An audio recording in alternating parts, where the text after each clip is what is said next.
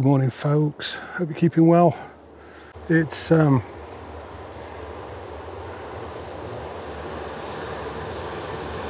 noisy.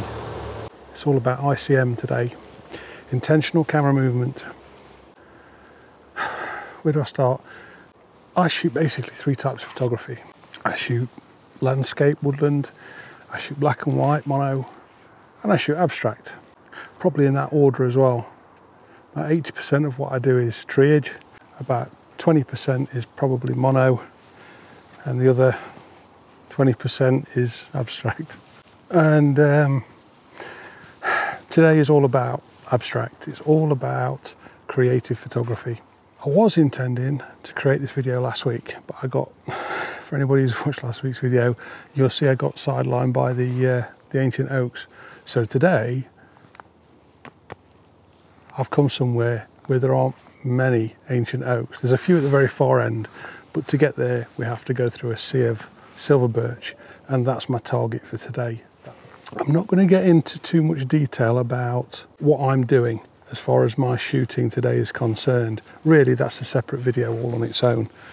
Let me just, I shouldn't really be stood under this guy. He's not very stable. There we go, I can see him now. He's not going to creep up on me. So this video really is for anyone who either has never seen what ICM is, never heard of it before, found this by accident, or those who know the camera inside and out, understand photography, haven't tried it, but fancy giving it a go. So I've got 10 tips today, very basic tips. 5 of them are for the setup of the camera, and 5 of them are for preparation of shot. It takes me a while with ICM to get into the flow of things because the vast majority of my time is spent shooting traditionally. I want stability in my camera, hence the tripod, and I want the light on my side, and I want to choose a composition that will reflect the final image. With ICM, it's kind of flipped on its head a little bit.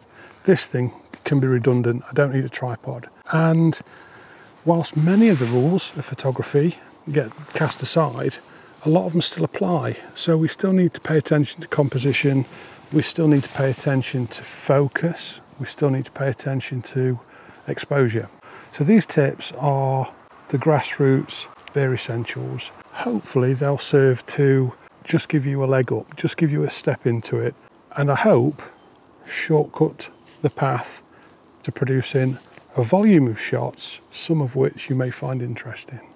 So I'm not getting my camera out, I'm walking, and I've got about half a mile to go. So I'm going to mooch on down, find a spot that I'm interested in, and when I do, I'll bring you back and I'll run through these tips. I'll see you very soon.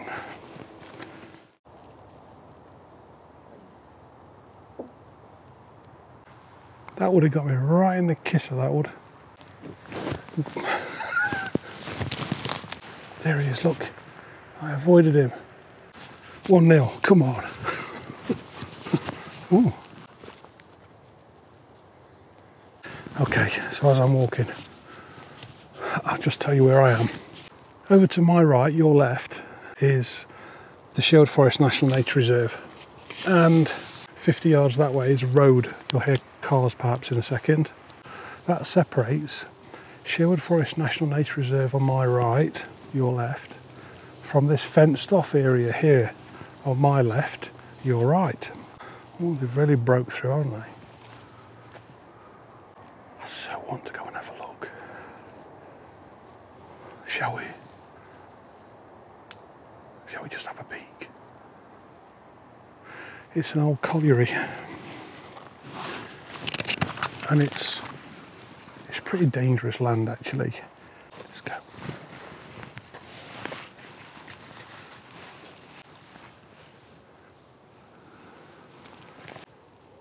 String a hammock in there.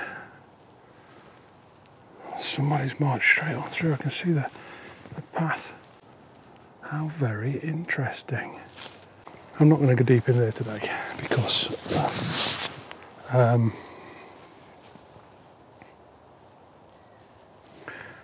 really shouldn't. I'm not going to get distracted.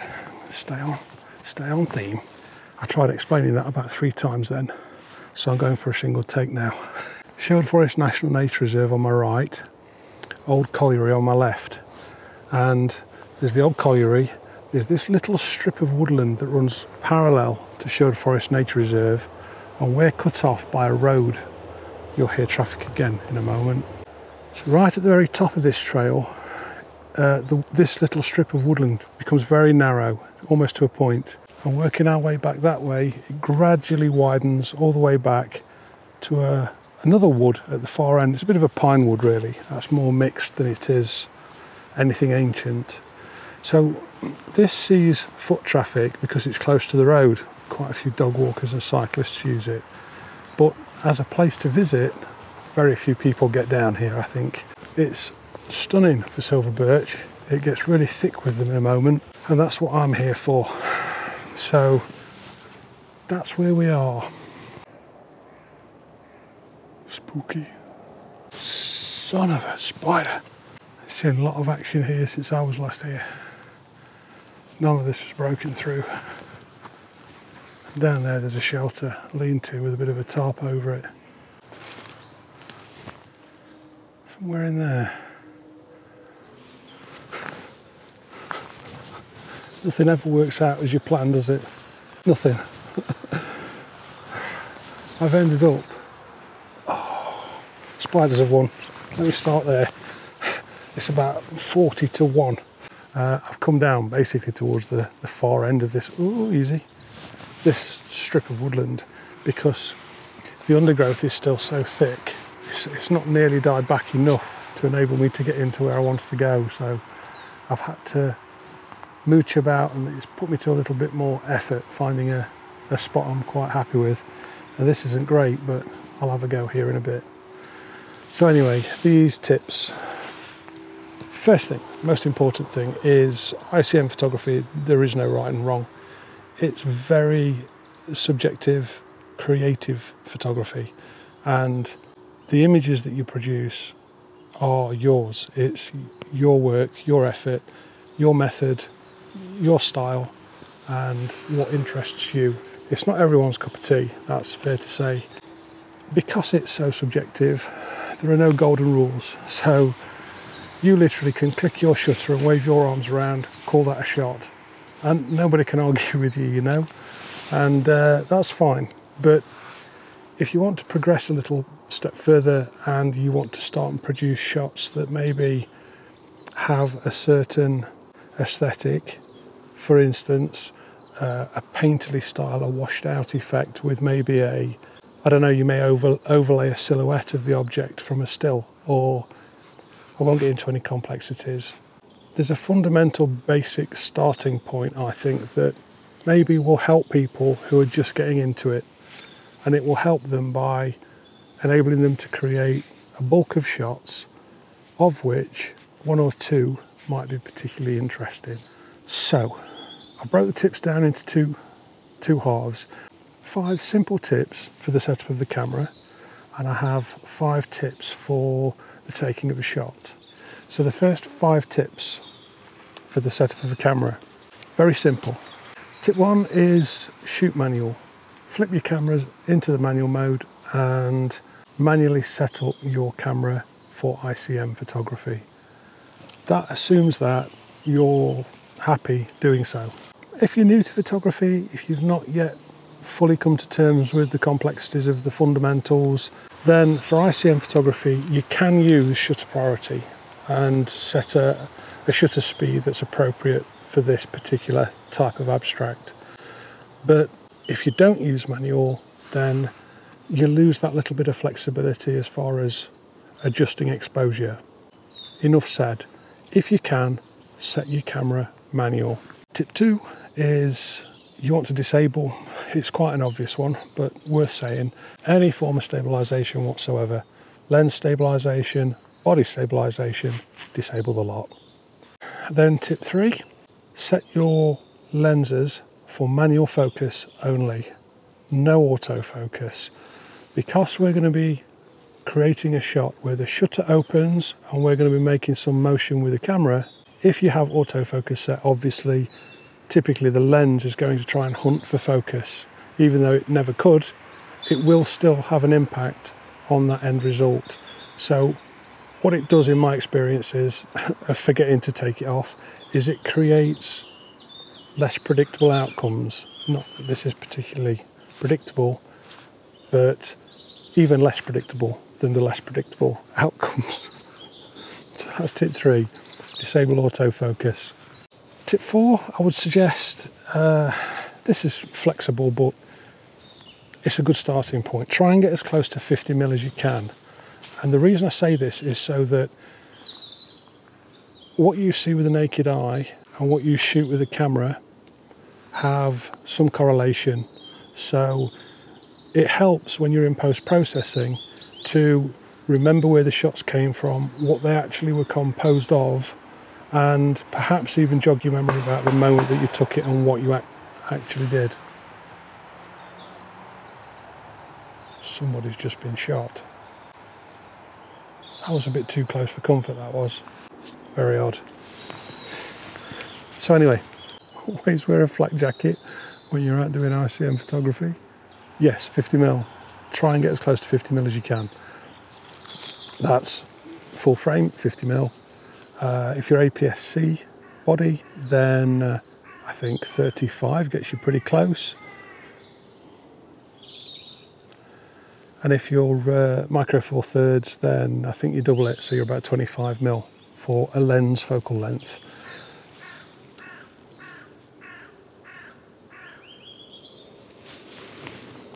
Don't start on me today, please.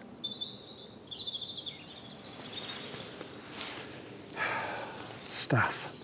50mm.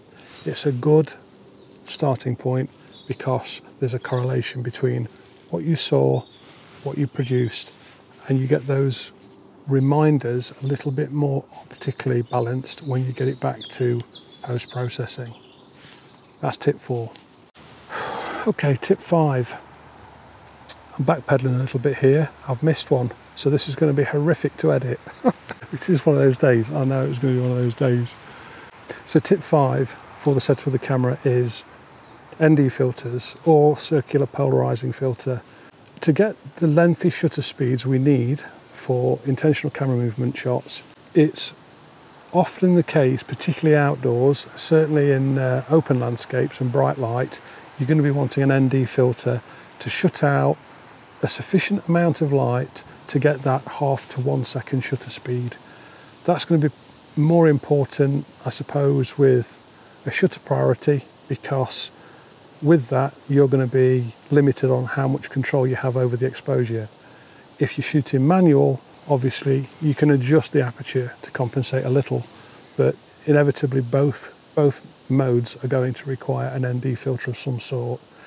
I, just for reference, carry 3 filters. I have a circular polarizer, I have an ND6 and an ND10.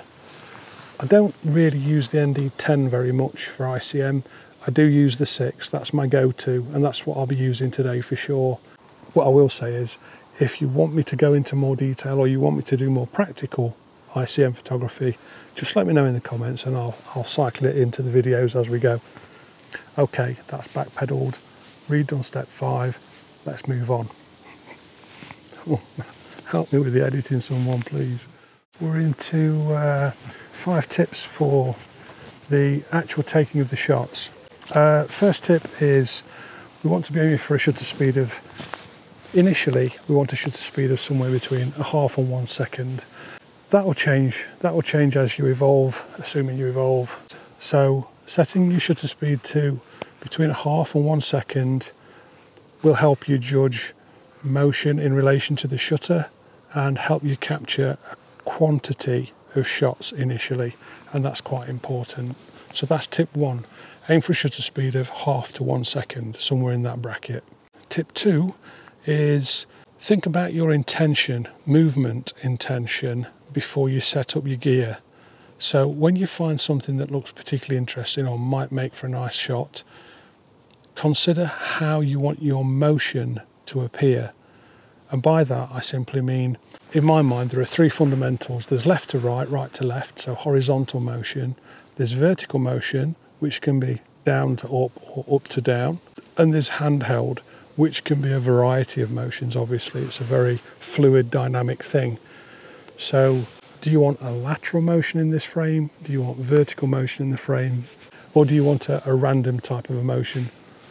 But try and perceive that before you set your gear up, just so that you go into it fully prepared. Tip 3 is just fill your memory card, basically. Just shoot, and shoot some more. I will take typically in excess of 50 shots per composition. And I do that because I know that my success rate, my hit rate, is probably somewhere in the region of about 1%.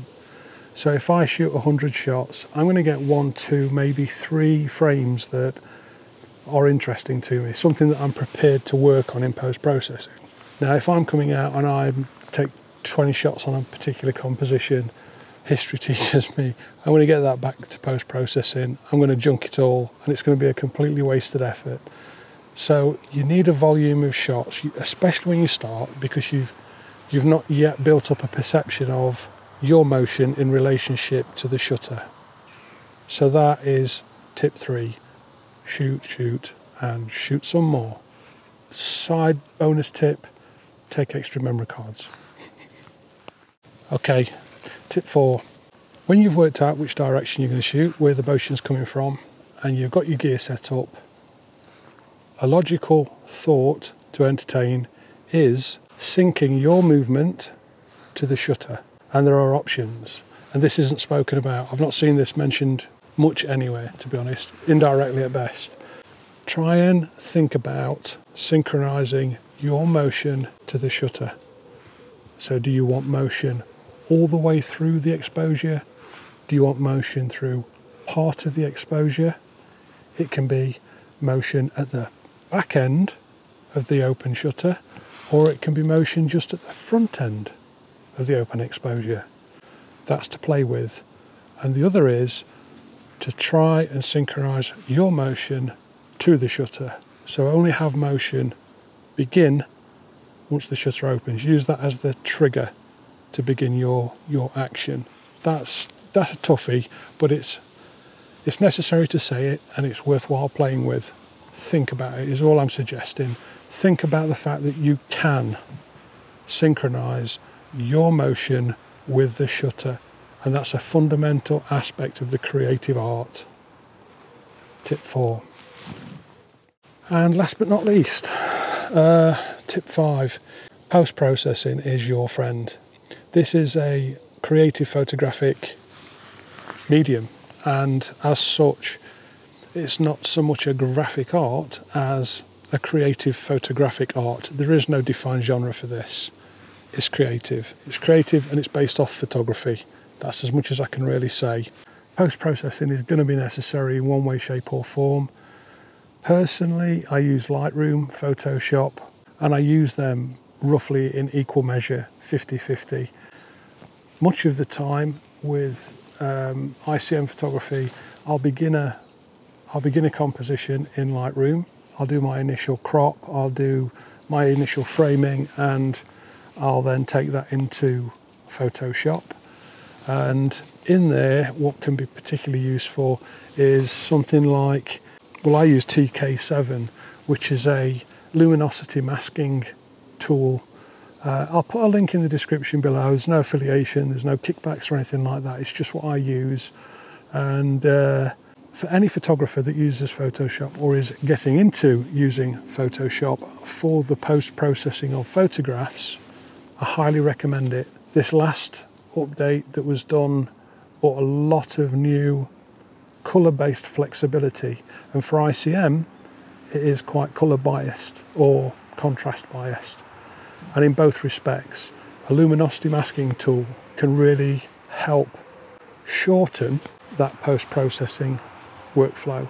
Try and aim for getting as many shots as you can in the field. Don't spare the memory cards, and when you get them back, delete. Get rid of anything that just doesn't look right, isn't interesting in any way, shape or form. And when you find one that's reasonable or has minor potential, stick 1 star on it. If you find another 2 stars, and if you find another 3 stars, and then eventually, process of elimination, try and just get it down to 3. That's the sweet spot I find anyway. And I think that wraps it up.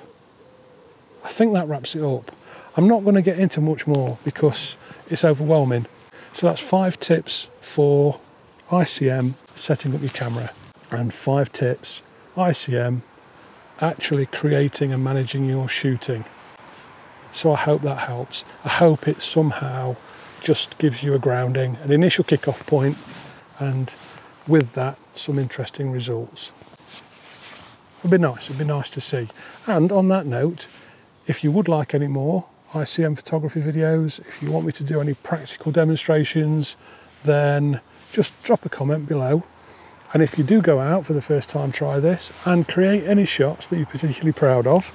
If you'd like me to share them on a future video, just give me a reference, just let me know somehow. You can get in touch either DM on Instagram, or you can drop me a comment initially, and I'll be very pleased to do a bit of a gallery in a video and just explain who's done what and offer credits and so on.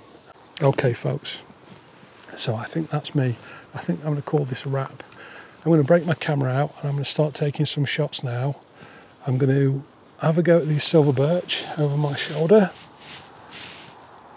I'm going to stop on the trail as I head back, and I'm going to try and take some shots of where I would have ideally liked to have got to into the silver birch, and see how we get on down there. Any shots that come from that, I'll pop them up now, so I'll give you an example of what I've done today. And yeah, I think we'll call this one a wrap.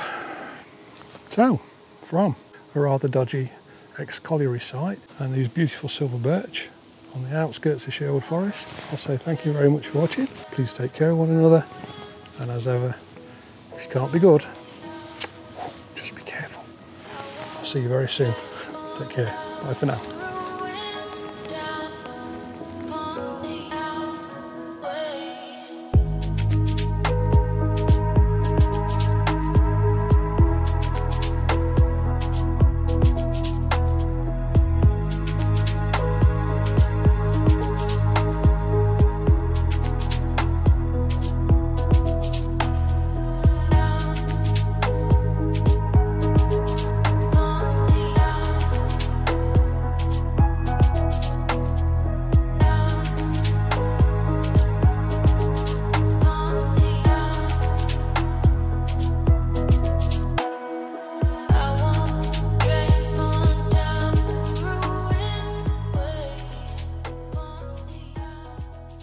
The intention of motion. So don't forget to pre-visualize your motion to select my individual. It's going to be one of those days, isn't it? Individual contributions. Do you remember about the moment that you took it and what you actually did? Somebody's just been shot. On one subject. Sorry. Coffee burps.